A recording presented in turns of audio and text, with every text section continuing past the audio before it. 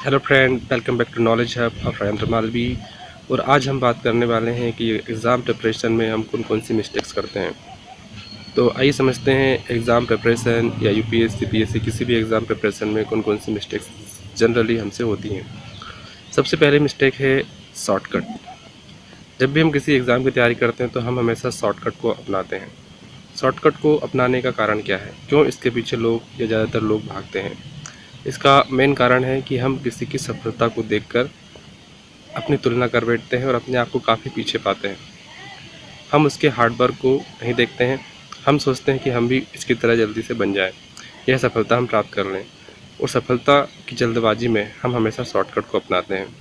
और शॉर्टकट को अपनाने से होता क्या है, अल्टीमेटली हमें सफलता नहीं मिलती है, फिर हम इरिटेट होने लगते हैं। तो कहीं ना कहीं शॉर्टकट क्या है, सफलता का कारण नहीं बन पाता है। तो सबसे बड़ी मिस्टेक आपकी होती है शॉर्टकट को अपनाना।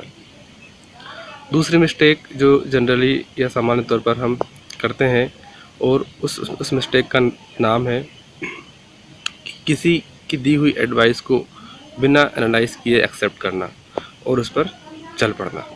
यदि कोई हमें बोलता है कि मैंने इस तरीके से या उसने इस तरीके से स्टडी की थी और उसे सफलता मिली थी, तो ये मतलब एक तरीके से इस तरह की बातें आप एक्सेप्ट करते हैं और उनको फॉलो करने लगते हैं, तब भी आपको सफलता मिलने के चांसेस कम होते हैं।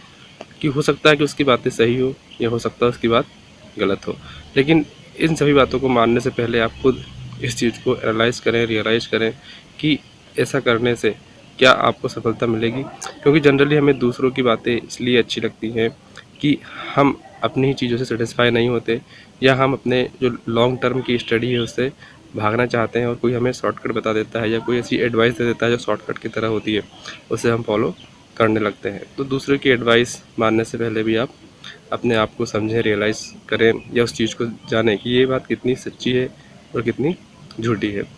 तो पहला तो शॉर्टकट हो गया। दूसरा, दूसरों की बातें या कोई किसी की दी हुई एडवाइस को एक्सेप्ट करने से पहले उसको समझें, जानें कि उसमें कोई हकीकत है भी या नहीं।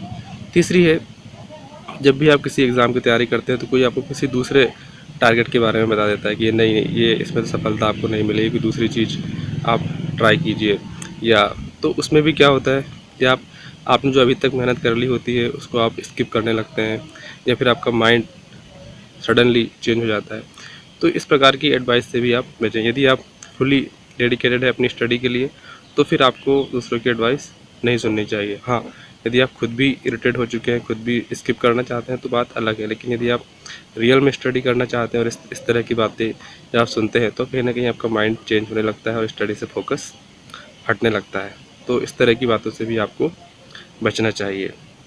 नेक्स्ट इम्पोर्टेंट बात है कि जब भी आप स्टडी कर लेते हैं तो एक ऐसा पॉइंट आता है जहाँ पर आपको लगने लगता है कि मैंने बहुत पढ़ लिया है, अब मुझे स्टडी रोक देनी चाहिए, अब यहाँ मुझे सफलता मिल ही जाएगी।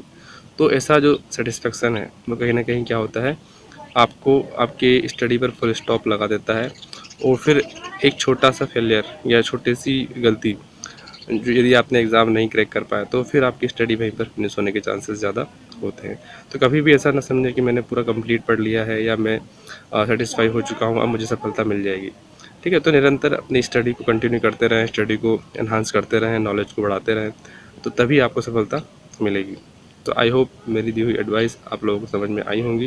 यदि किसी पॉइंट पर कोई डाउट है तो आप सिंपली कमेंट बॉक्स में लिखकर हमसे पूछ सकते हैं। हमारे इस channel knowledge hub Rajendra Malvi पर आप यूपीएससी प्रीलिम्स के सभी वीडियोस वॉच कर सकते हैं, चाहे हिस्ट्री हो, ज्योग्राफी हो, पॉलिटिक्स हो, इकोनॉमिक्स हो, इंडियन कॉन्स्टिट्यूशन हो या फिर करंट अफेयर। तो हमारे इस वीडियो को देखने के लिए धन्यवाद।